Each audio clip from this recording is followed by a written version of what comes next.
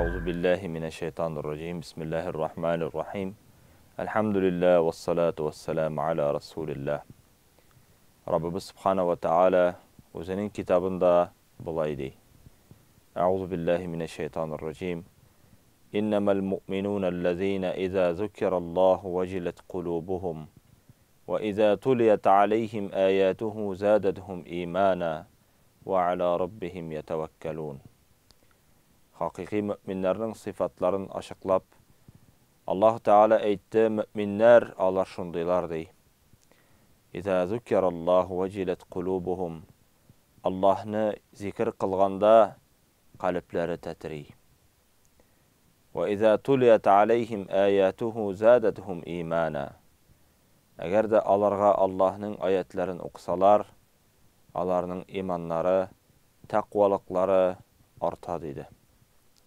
Ve ala rabbihim yetevekkelûn. Hem alar Rabbalarına tevekkel kılışılar.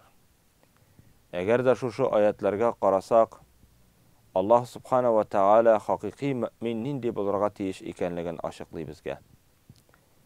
Mü'min kişi Allah Teala'nı iske çirgende, yüregi tetirep, yüregi nindir bir işten bir tetireu hisi bulurga teyiş, korku hisi barlığa kelirge teyiş.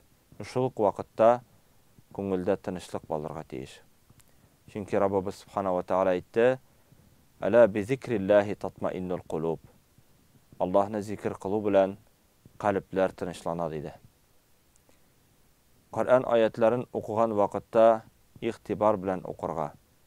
Onu okugan vaqtda tedebbür kılırga, yani fikirlerge. Allah Subhanahu ve Teala aytdı: "Afala yetedebbarunal Kur'an." Әлі алар Құр'анны оқығанда fikirlemiler mi?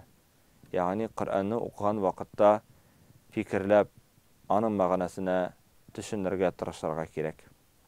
Hem sıngısı, alar Rabbularına tevekkel kılışılar.